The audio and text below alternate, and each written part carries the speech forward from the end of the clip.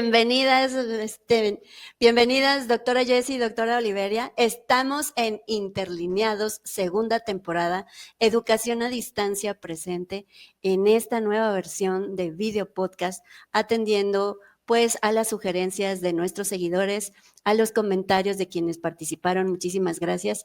Y pues hoy en este día nos engalanamos, es nuestro primer capítulo y tenemos a una invitada muy, muy especial. Doctora Oliveria Hernández, te agradecemos mucho tu tiempo, conexión, y pues nos vamos a apoyar de nuestra coordinadora y amiga, la doctora Jessica Nájera, pues para platicar un poco de un tema que nos traes a colación y que suena de por sí interesante. Así que, por favor, abro el micrófono y compártenos, cuéntanos de qué vamos a estar hablando. Hola, ¿qué tal? Buenos días, buenas tardes a todos. El tema del que vamos a estar hablando hoy con la doctora Oliveria es sobre los factores que promueven el éxito de las expectativas educativas hacia la educación superior. Tenemos pues aquí a la experta en el tema. No sé si inicialmente nos quieras comentar algo referente a ese tema. Posteriormente, pues iniciar con ya preguntas específicas, doctora Oliveria. Ok, muchas gracias. Primero que nada, muchas gracias por invitarme. Saludos a las dos. Un placer compartir este espacio con ustedes. Y bueno, platicarle un poco a la audiencia por qué surge el interés de hablar de esta temática. Bueno, estamos en una institución que se dedica también a la investigación y que muchos, pues, a lo mejor de los que nos están escuchando, están pensando en qué objeto, pues, investigar, qué objeto de estudio. A lo mejor alguien ya está interesado en esta cuestión de las expectativas educativas o sus propias expectativas educativas han cambiado, ¿no? En la cuestión del posgrado o de cualquier carrera. Entonces, pues hoy les quiero platicar un poco acerca de los factores que pueden influenciar de manera positiva o negativa las expectativas educativas de los estudiantes que aspiran a la educación superior. Esta investigación es producto de mi maestría y realicé una investigación en el estado de Aguascalientes con diferentes tipos de bachilleratos, con 10 instituciones. Y bueno, salieron datos muy interesantes que se apegan también a las investigaciones que encontramos en la literatura, que nos dan un panorama para entender cuáles son esas áreas en las que podemos trabajarnos nosotros de diferentes, pues, ámbitos, como es no solamente la familia, sino también la escuela, los profesores, los directivos, y más nosotros que tenemos a cargo a diferentes grupos en diferentes instituciones y que a lo mejor no nos damos cuenta que somos un pilar, un eje central para los estudiantes en la cuestión de que ellos vayan concretando y consolidando sus expectativas educativas. Entonces, pues el día de hoy les hablaré de esta investigación, de los resultados más importantes y esperemos que sea de utilidad y de interés para la querida audiencia. Muchísimas gracias. Este tema suena genial para empezar nuestra primera temporada. Y bueno, pues recordemos que contamos con esos programas. Nos interesa muchísimo desde tu punto de vista qué podemos sugerir. Y bueno, pues estamos ya iniciando ansiosas para escucharte. Gracias. Muchas gracias, doctora. Muy interesante este tema y pues bueno, abriendo esta pauta, quisiera yo preguntar pues justamente eso, ¿no? ¿Cuáles son las expectativas de los estudiantes hacia la educación superior? Que como tal, bueno, comentaste también pues hacia posgrado, ¿no? Al final de cuentas pues hay distintos niveles educativos y siempre pues se van configurando ciertas expectativas y por algo es que quien decide ser estudiante del siguiente nivel, el que sea en el que se encuentre, pues se involucra en esta actividad con el deseo de algo, ¿no? Entonces, ¿cuáles son esas expectativas? ¿Qué nos puedes mencionar al respecto? Muy bien, pues como les mencionaba hace rato, analizar temáticas relacionadas a la formación académica de los estudiantes siempre va a ser de gran utilidad, pues para poder saber cómo podemos ayudarlos a consolidar esas expectativas educativas. Tanto en la investigación que realizó una servidora como en la literatura que se especializa en esta área, en este objeto de estudio, se ha encontrado que existen al menos 3 tipos de expectativas. Aquellos estudiantes, bueno, más bien 3 grupos de estudiantes.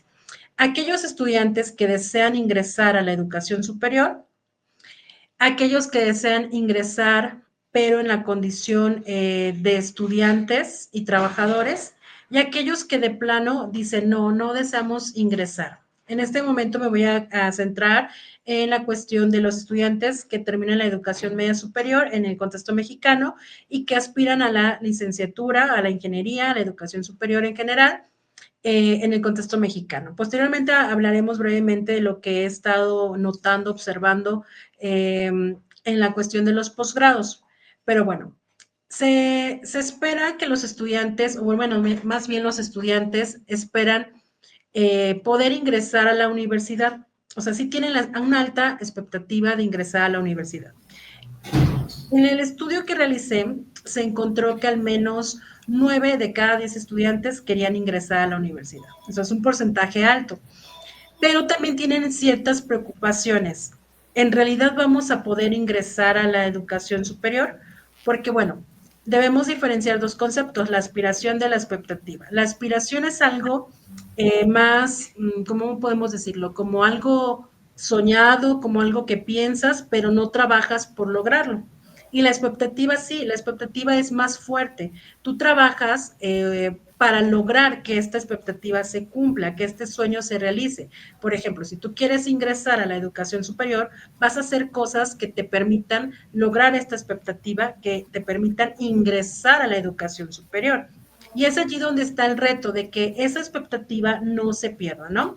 Entonces, ¿cuáles son las expectativas de los estudiantes si quieren ingresar a la educación superior y aspiran, bueno, ellos tienen esta idea de ingresar a escuelas públicas e instituciones de educación superior públicas? Pero, ¿qué pasa?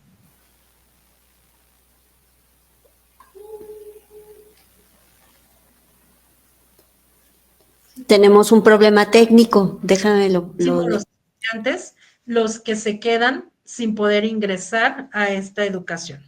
Y yo creo que si volteamos a ver otros panoramas en otros países, también vamos a ver que año con año muchos estudiantes quedan fuera de las instituciones de educación superior.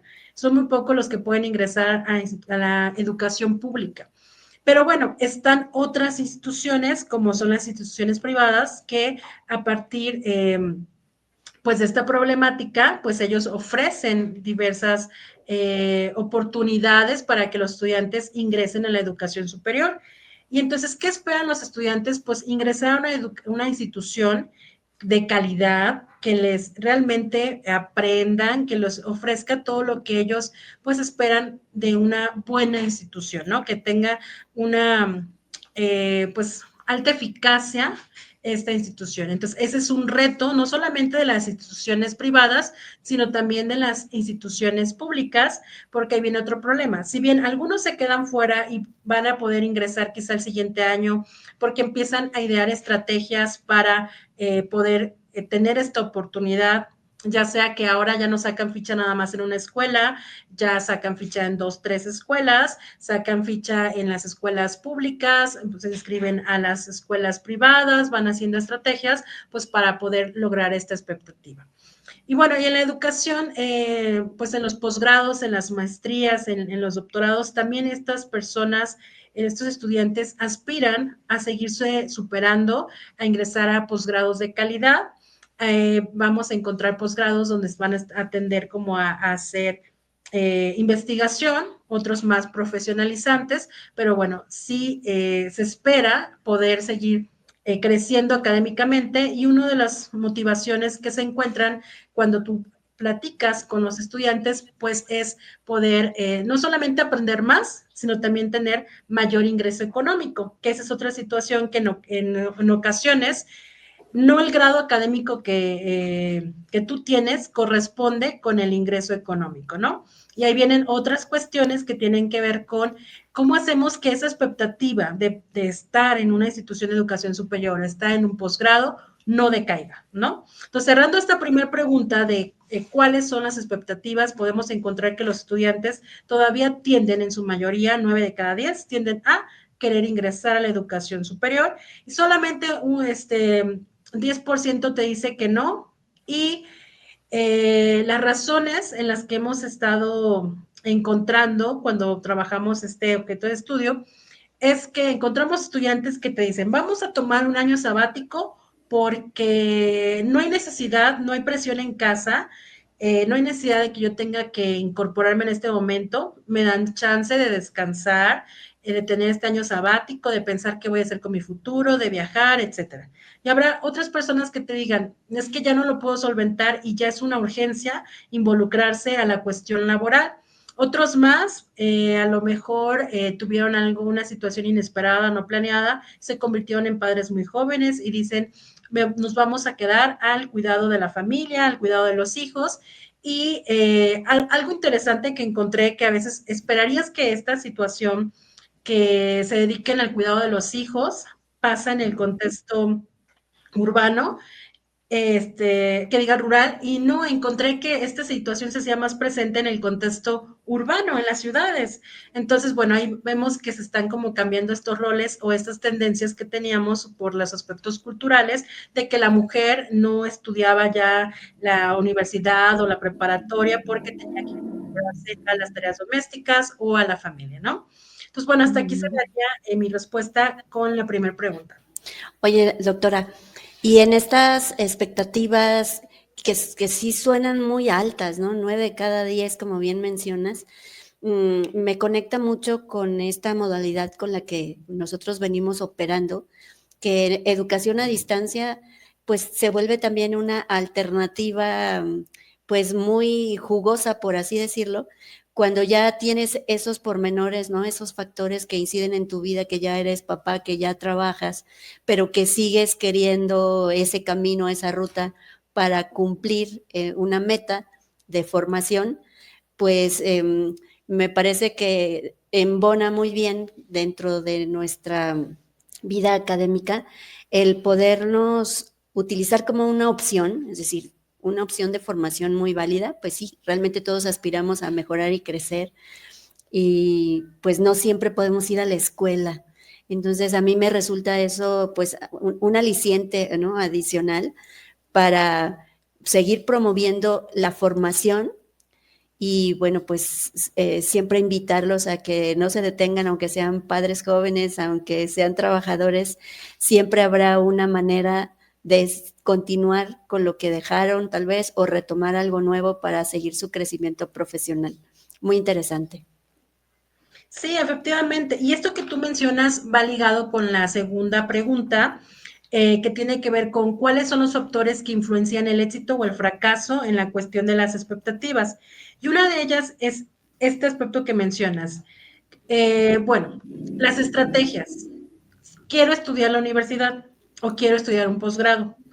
¿Cómo puedo cumplir esta expectativa? A lo mejor, como decíamos, ya eres papá, tienes una responsabilidad laboral porque tienes que ser estudiante y trabajador al mismo tiempo, o cualquier otra situación que te haga no poder estar dentro de un programa tradicional, ya sea porque vivimos muy lejos de la institución que nos toca más cerca, a lo mejor hay que atravesar, no sé, ríos, mares, etcétera, porque o no hay internet, porque estamos hablando de, no solamente, por ejemplo, en este caso de México o Colombia, sino que tenemos distintos panoramas donde hay similitudes, ¿no?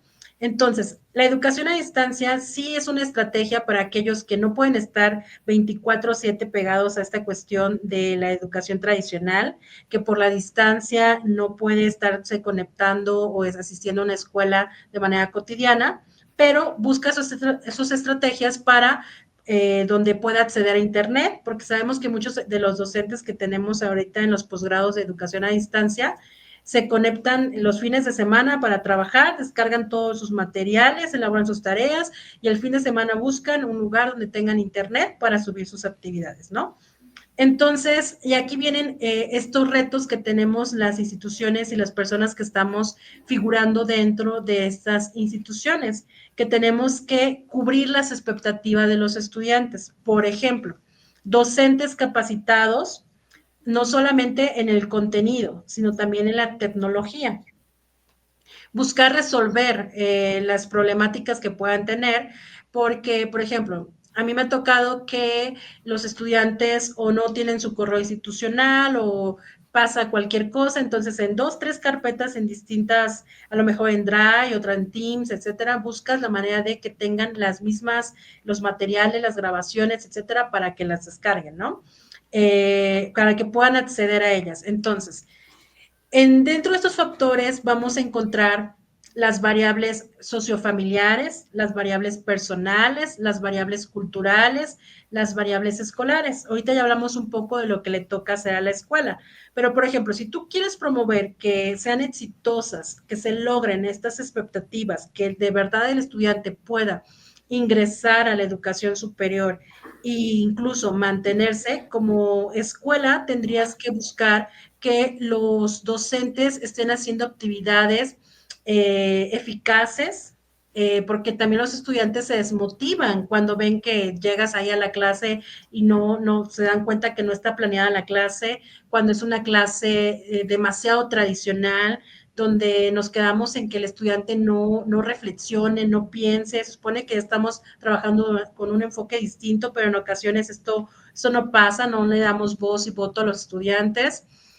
donde hay quizá donde la escuela no está promoviendo actividades para que los estudiantes conozcan qué hay en la educación superior, qué beneficios le ofrece. Yo creo que todos hemos estado en alguna circunstancia, hemos escuchado como docente o que un docente viene y nos platica o en las noticias, etcétera, que la juventud ahora ya ve que hay muchas maneras de obtener dinero de una manera fácil, sin necesidad de estudiar. Y no solamente hablemos de la delincuencia, sino también obteniendo ingresos a través de una profesión, de un negocio familiar, etcétera. Entonces, como que la educación hay que estarle como trabajando para que vean que a través de una ingeniería, una licenciatura, todavía podemos hacer cosas interesantes, ¿no? Pero la institución, por ejemplo, podría promover cursos, llevarlos a conocer las universidades, platicarles de qué tratan las carreras, traer personas especializadas en la temática para que les cuenten de qué trata la carrera, porque muchas veces solamente nos quedamos con información teórica o lo que vemos allí en las redes, pero el interactuar con alguien que ya está inmerso y que te va a contar pues la realidad tanto de lo que se hace en la profesión, el ingreso que se percibe, la movilidad que puedes tener de un país a otro, de una ciudad a otra, los retos, las cosas negativas, cómo manejar esto con la situación de problemas familiares, la cuestión de que quieres conformar una familia, de que a lo mejor ya no estás en una edad regular dentro de la institución y ya tienes otra presión, otro peso, etcétera, ¿no? Entonces, la escuela puede hacer mucho también para promover que los estudiantes ingresen y permanezcan, ¿no? Y también la cuestión del capital cultural, es decir, nosotros como personas tenemos un capital cultural que también se puede ver a partir de las cosas que tenemos o de las cosas que hacemos. Por ejemplo, las cosas que poseemos para o disponemos en casa para estudiar, ¿no? A lo mejor no todos tienen la posibilidad de tener una computadora, una laptop, internet, etcétera, ¿no? O la tienen y no la saben manejar cuando se trata de algo académico. A lo mejor saben muy bien manejarla para los videojuegos, las redes sociales, qué sé yo, pero ya cuando tratamos de hacer algo académico, ahí vemos muchas áreas de mejora.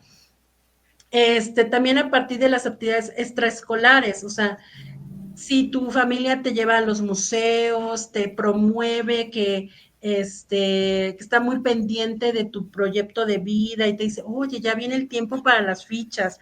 La estrategia sería sacar 2, 3 fichas en distintas escuelas. Oye, fíjate que hay un curso, no te esperes a 6 meses antes de ir a sacar la ficha, no estudies una noche antes del examen, hay que prepararnos con tiempo, podemos ir a un curso, hay videos didácticos en internet, qué sé yo, ¿no? Pero también eso entra los factores familiares, porque no todos los papás poseen este tipo de formación o el interés, porque también no es que a mayor grado de estudios que estén mayormente involucrados o que estén apoyando a sus hijos. Sabemos que hay papás en condiciones bastante vulnerables, que no tuvieron una educación formal como tal, pero son los que están allí trabajando arduamente para que el hijo sí lo logre, ¿no?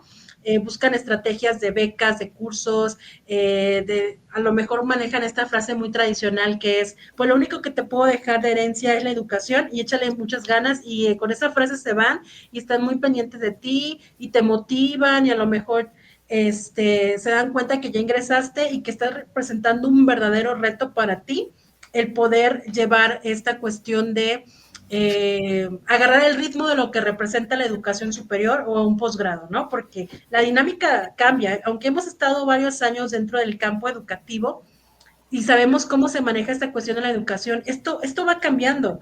Desde que te das cuenta que necesitas hacer tareas sin faltas de ortografía, ¿no? Desde que no debemos cometer plagio y a lo mejor tenemos nuevas generaciones que pues que ya no saben ni copiar y pegar la información de internet porque hasta el comercial se lleva, ¿no? O que no le saben dar instrucciones claras a la inteligencia artificial, o sea, que no la utilizan de manera adecuada como para reflexionar, etcétera, ¿no? O sea, como que surgen nuevas necesidades, ¿no? Entonces, pues sí te necesitamos que la familia, la escuela, las variables personales que ya mencionamos, que la edad, el estado civil, el sexo, la condición laboral, todo esto va a estar jugando a favor o en contra. Entonces, sí es un trabajo que tenemos que organizarnos y que la escuela tendría que ir preparando al estudiante a tiempo, por ejemplo, desde la secundaria, en la preparatoria, y no llenarlos de información en la prepa o en la orientación vocacional, ¿no? Que ahí vamos así como de ya, ahorita ya es la época, porque recordemos que estamos trabajando con adolescentes o jóvenes que a lo mejor su primer interés en ese momento no va a ser la escuela, sino la interacción con pares, experimentar otras cosas de acuerdo a su edad, etcétera. Entonces, pues bueno, esa sería como una de las cuestiones. No sé qué más gusten preguntarme. Sí, yo tengo una duda. Bueno, pues estamos hablando de las expectativas de los estudiantes y bueno, esto no sé en qué teoría se enfoque, pero bueno, a mí me remonta un poquito a esto que menciona Bandura y bueno, también hay una teoría que se desprende también de esto que es teoría cognitivo-social de desarrollo de carrera, justamente, y bueno, que habla de que la autoeficacia pues es como una variable fuerte en relación a las expectativas, ¿no? O sea que esto como en la creencia, en las capacidades que tienen los alumnos de poder lograr, que en este caso, pues bueno, sería como el término de su carrera. Y bueno, quería como profundizar si en eso nos estamos basando un poquito en relación a las expectativas y también es sobre las expectativas que tienen, en este caso, pues la escuela, las expectativas que tienen sobre los alumnos y cómo esto se relaciona pues para el logro, ¿no? Para el objetivo, porque entendiendo las expectativas a lo mejor desde esta teoría, pues es el resultado en sí, ¿no? De las acciones que reúnen para obtener ese resultado. Y si empatan entonces las expectativas que tienen los alumnos con las expectativas que tiene pues la escuela, la universidad de educación sobre el desarrollo de los alumnos, si eso influye, tiene que ver y Tocas un punto sensible, hermoso. ¿Qué tipo de alumnos estamos esperando recibir también? Muy bien. Espero haber captado la pregunta bien. Si nada más fue mi caso también de allá. Pero bueno, entiendo que tú mencionas un par de teorías que abarcan la cuestión de las expectativas, que tiene que ver también con la autoeficacia y la pregunta iba por qué papel tiene la escuela, qué expectativas tiene sobre los estudiantes y qué tipo de estudiante quiere formar, ¿no? Pues yo creo que la escuela sí tiene expectativas sobre los estudiantes. En su momento, cuando yo hice este estudio y ahora que soy docente en diferentes instituciones, veo que sí tenemos expectativas sobre los estudiantes, pero a veces no somos tan claros, o sea, no explicamos el por qué es necesario que ellos adquieran habilidades blandas y duras. Entonces, ¿qué es lo que pasa? Que hacemos que los estudiantes en ocasiones no vean los beneficios de la formación que les estamos dando y lo vean tedioso. Lo mismo pasa, por ejemplo, ahora que yo estoy dando materias de formación integral y los estudiantes te dicen, pero ¿para qué tengo que aprender a escribir bien o hablar bien? ¿O para qué importa mi salud, mi bienestar físico y mental, etcétera, ¿no? Lo que estamos viendo en las materias. Y lo mismo escucho yo, o ellos escucharán otros profesores de, ¿para qué las matemáticas? ¿Y para qué la química? ¿Y para qué esto? ¿Y para qué lo otro? ¿No? Entonces, yo creo que sí, la escuela sí le apuesta a que tengan estudiantes formados, darles una formación integral, una formación académica, que salgan competencias para desempeñarse en el trabajo, pero esta cuestión de la retención, ¿cómo hago que el estudiante permanezca, pero no por obligación, sino que lo disfrute? Yo creo que ahí es donde estamos como quedándonos cortos en el trabajo. Creo que, e insisto, que se requieren que el docente o que los directivos sean claros en la cuestión de para qué sirve lo que están haciendo. La retención también se puede trabajar muchas veces en mejorar las clases, porque la deserción o el abandono escolar muchas veces se da porque el estudiante no se acopló, no entendió ni la forma de trabajar del docente, ni el contenido, no entendía para qué servía, las actividades eran demasiado tradicionales, incluso hasta fomentas de alguna manera pues la flojera, el que no se vean involucrados. ¿Querías mencionar algo? Sí, no, más bien es la doctora. El abandono de los estudios, ya sea parcial o permanente, pues se da por esta cuestión de no lograr como institución el que los estudiantes afiancen sus aprendizajes y no los motivas a que permanezcan. Pareciera que estamos haciendo algo contrario, que estamos presionándolos eh, a que deserten, a que se desanimen, ¿no? Y hay que tener presente que el primer año de ingreso, o sea, es un reto total porque cambia la dinámica de trabajo, porque están transitando de una etapa evolutiva a otra, porque crecen las responsabilidades, porque a lo mejor antes no trabajaban, pero ahora sí. Agrégale que a lo mejor son foráneos, agrégale que la carrera que están, el 90 o 95% de las clases son en inglés, muy poco en español, y ellos a lo mejor nunca tomaron antes un curso de inglés y ahora tienen que machetearlo, pero rápido, porque si no van a reprobar. Pues, tienen mayor carga de responsabilidad, ¿no?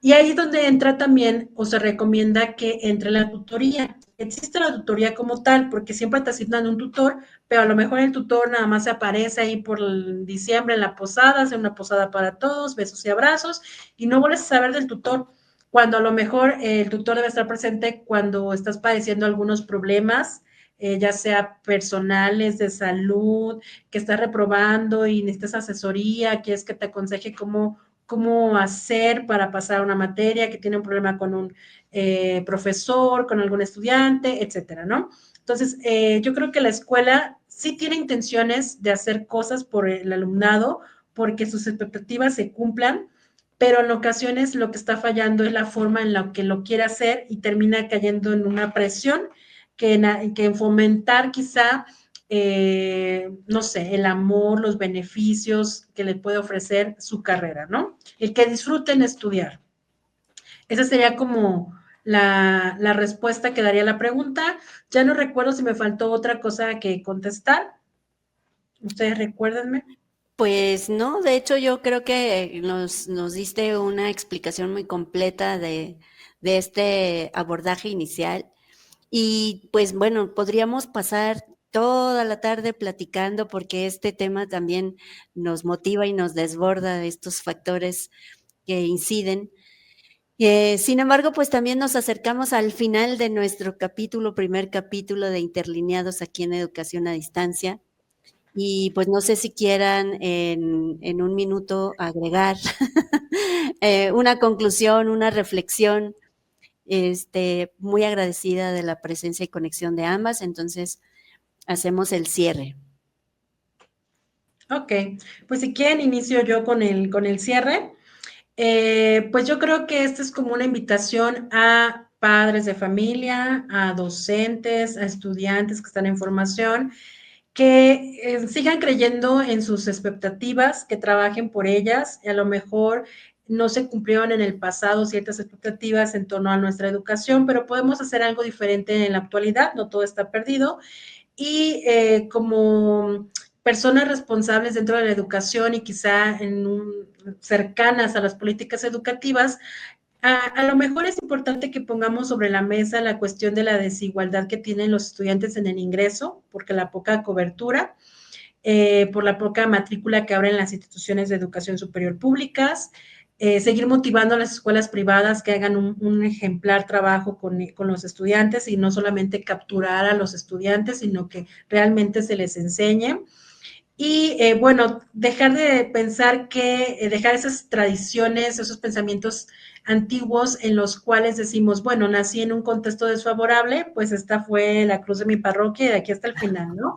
Sino que cambiar esos pensamientos y trabajar en esas cuestiones de generar estrategias, no solamente con los padres, sino también con las instituciones, estrategias individuales como para poder acceder a la educación superior y permanecer en ella. Y cuando estemos allí, nosotros como directivos, estudiantes, etcétera, pues pensar también en lo que está padeciendo el estudiante y no ser tan severo como se acostumbra tradicionalmente, sino también ver un panorama, qué está pasando allí, por qué el estudiante está desertando. No siempre es que nada más desertan por flojera, sino hay un conjunto de problemas que están agobiando realmente pues al estudiante. Y con eso cerraría yo. Muchísimas gracias, doctora. Doctora Jessie. Sí, no, nada más igual, como a modo de reflexión, creo que en esto que se comenta, para la generación de estrategias quizás pudiera ser que falta cierta claridad en comprender por parte de las instituciones las expectativas que tienen los estudiantes que ingresan, expectativas que se generan a partir de sus contextos y sus condiciones sociales y académicas, y pues también pues que estas empaten también con las expectativas que tiene la institución sobre esos estudiantes, ¿no? Como generar ahí un puente que justo permita pues el éxito del estudiante y bueno, también los intereses a lo mejor de diversas instituciones, que es pues esta parte de la retención y pues que los alumnos lleguen al fin de sus estudios, ¿no? Y esto. Muchísimas gracias, doctora Oliveria. Muchísimas gracias, doctora Jessie. Y bueno, pues insisto, podríamos platicar más. Yo pienso que dentro de todo esto yo me quedo en estos factores es de ida y vuelta, ¿no? Tanto los estudiantes como las instituciones y nosotros involucrados en el proceso que estamos en medio, pues generamos esa expectativa y creo que nos viene muy bien la reflexión para entender al otro y ajustarnos también a una realidad y podernos dar esa educación de acompañamiento, aunque sea en la versión a distancia, comprendiendo los factores y vivencias que tienen nuestros estudiantes para darles una personalización, acercarles contenido y actualizarlos. Un placer y un gusto a ambas, doctora Oliveria, doctora Jessica, muy feliz de dar inicio a nuestra segunda temporada de Interlineados, Educación a Distancia, pues en esta nueva versión y engalanados con su presencia, les agradezco mucho su conexión y su tiempo. Y no me queda más que decirles que por favor sigan nuestra página, nos visiten, nos manden sus preguntas y nos mantengamos en contacto. Un placer, un gusto, pues nos queda decirles nos vemos en la próxima sesión. Hasta la próxima. Hasta la próxima.